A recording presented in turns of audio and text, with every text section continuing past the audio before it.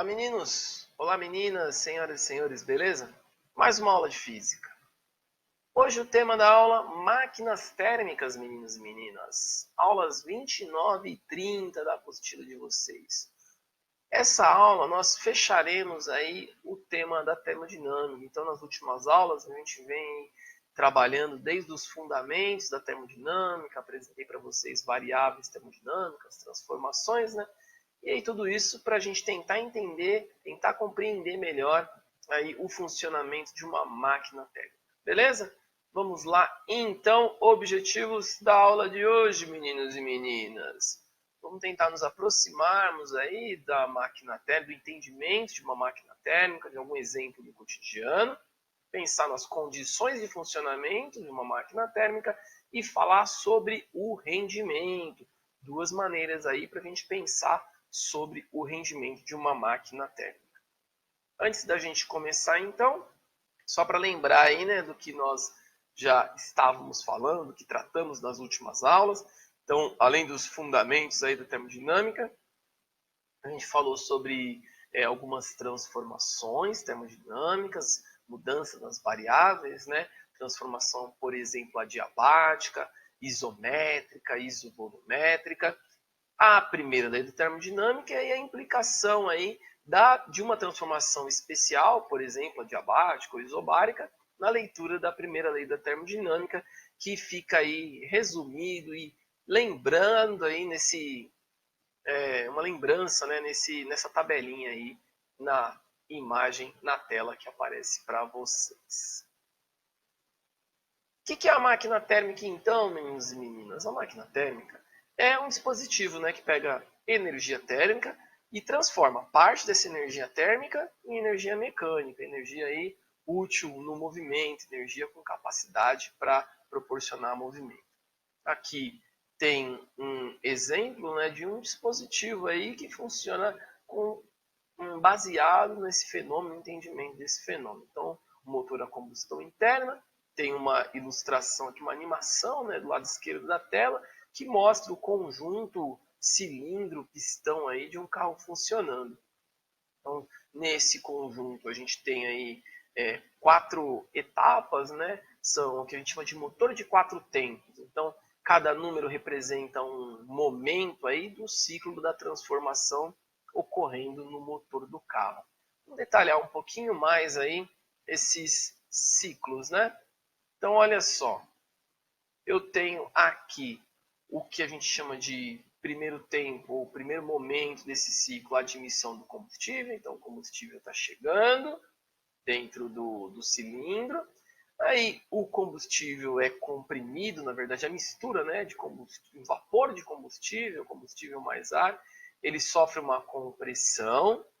Num momento específico, tem uma explosão, né, gerada pela vela, e aí essa explosão é a energia térmica fazendo com que o embolo volte para baixo. Então a transformação da energia térmica, oriunda da explosão, se transformando em energia mecânica, movimentando o embolo e dando aí, finalizando esse ciclo na quarta etapa, que é o escape, né? Ou seja, o resultado da explosão sendo expulso aí do cilindro. Beleza? Então, vamos dizer assim, uma breve, né, explicação sobre as etapas de funcionamento aí desse conjunto pistão e cilindro. Além dessa explicação, vale a pena a gente olhar aí na máquina térmica o ciclo a partir da análise gráfica, né? Então, num gráfico de pressão por volume, o que acontece em cada etapa? Não necessariamente esse aqui é um gráfico do motor a combustão, mas é o gráfico de um ciclo acontecendo em uma máquina térmica. Então eu tenho aí uma primeira transformação, essa primeira transformação é de A para B. Nesse momento aqui, o gás vai esquentar e tem uma realização de trabalho. Então o volume está aumentando, né? Então tem um trabalho sendo realizado, o gás transferindo energia mecânica para algum lugar, para o meio externo aí, recebendo energia na forma de energia térmica aí de uma fonte quente. Próxima transformação, a transformação BC, como a gente pode observar no gráfico, é uma transformação isométrica, então não tem realização de trabalho. e a pressão diminui, então o gás cede energia térmica para o meio.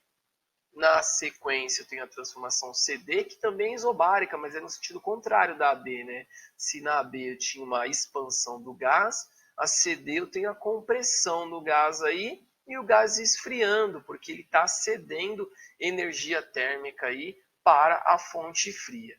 E para completar o ciclo, eu tenho de novo uma expansão em que não tem realização de trabalho, uma expansão isométrica, com um aumento de pressão, então o gás esquenta e cede energia térmica para o meio. Aqui, dessas transformações, talvez o que tem que tentar ficar claro é que, para que essas transformações aconteçam, eu preciso ter uma diferença aí entre a fonte quente e a fonte fria. Então, tem que ter aí duas fontes de energia, uma fonte quente e uma fonte fria, uma fonte que fornece energia e uma fonte para a qual o sistema cede energia. A partir dessas duas considerações, a gente pode ilustrar e representar uma máquina térmica. Então tem esse desenhozinho aqui que representa a máquina térmica, né, com os três elementos principais aí. Eu tenho a energia que chega na máquina, que é como se fosse o combustível chegando, a energia da fonte quente, o trabalho sendo realizado na forma de energia mecânica e energia cedida, que é a energia aí que vai para a fonte fria. Então, primeira uma consideração aqui sobre a identificação, a gente pode chamar de Q1 ou QQ, essa energia que vem da fonte quente, e Q2 ou QF, essa energia que é cedida para a fonte fria. E aí a gente tem o trabalho, né? Como que a gente pode calcular o trabalho a partir dessas considerações e com base nessa ilustração? O trabalho vai depender da energia que chega e da energia que é cedida. O trabalho, então, pode ser calculado pela diferença entre a energia da fonte quente e a energia da fonte fria. Essa é uma maneira de a gente observar o trabalho realizado aí, então, energia da fonte quente menos energia da fonte fria. A partir disso, se eu sei que a máquina realiza um trabalho, ou seja, tem uma transferência de energia mecânica, a partir de uma energia térmica que ela recebeu, eu posso também calcular o rendimento. Então, o rendimento de uma máquina térmica é baseado na ideia de energia utilizada de toda a energia que ela tinha disponível, né? Como se a gente fosse fazer uma avaliação, por exemplo, uma prova. Se eu acerto 7 questões de 10 possíveis, meu rendimento foi de 7 em 10, de 70%. Eu posso pensar na mesma ideia aí para a máquina térmica. Então, eu vou fazer a razão entre a energia utilizada, que é o trabalho, pela energia que chega na energia da fonte quente. Então, o rendimento pode ser identificado como o trabalho dividido aí pela energia da fonte quente. Mas a gente viu também que o trabalho pode ser calculado como a diferença entre a energia da fonte quente e a energia da fonte fria. Então, eu posso reescrever essa equação aqui, substituindo o trabalho por energia da fonte quente menos energia da fonte fria. E aí eu posso fazer uma álgebra com essa nova equação e reescrevê-la dessa forma. Então, eu tenho duas maneiras aí, pelo menos, para calcular o rendimento de uma máquina térmica. Uma em função do trabalho e da energia da fonte quente e a outra em função da energia da fonte fria e da energia da fonte quente. Isso aqui, então, é uma maneira para a gente calcular o trabalho ali na hora que a máquina está funcionando. Beleza? Um exemplo aqui para a gente praticar o uso dessa equação. Então, eu tenho uma máquina térmica que recebe, na forma de energia térmica, 3 kJ de energia. Desses 3.000 joules, né, ou 3 kJ, 780 vão para a fonte fria. E aí, duas perguntas. Qual o trabalho e qual o rendimento? Para a gente calcular o trabalho, basta a gente fazer a diferença entre energia que chega e a energia desperdiçada, vamos dizer assim, energia que vai para a fonte fria. Então, 3.000 é a energia fornecida, a energia total, né, vamos dizer assim, menos os 780 joules, que é a energia que vai para a fonte fria. E aí eu tenho o trabalho 2.220 joules. Essa é a energia útil, é a energia utilizada para realizar a tarefa, realizar o trabalho. A partir disso, eu consigo calcular também aí o meu rendimento. Então, o rendimento, trabalho dividido pela energia que chega, 2.220 dividido por 3.000. Eu posso apresentar na forma decimal, né, 0,74, mas normalmente, quando a gente fala de trabalho, de rendimento, o rendimento é apresentado aí em porcentagem. Então, convém também apresentar dessa forma, rendimento de 74%. Beleza, tranquilo? Temos aí uma definição para rendimento. Mas tem uma outra análise que a gente pode fazer. Tem uma forma da máquina trabalhar, um ciclo específico, que é chamado ciclo de Carnot.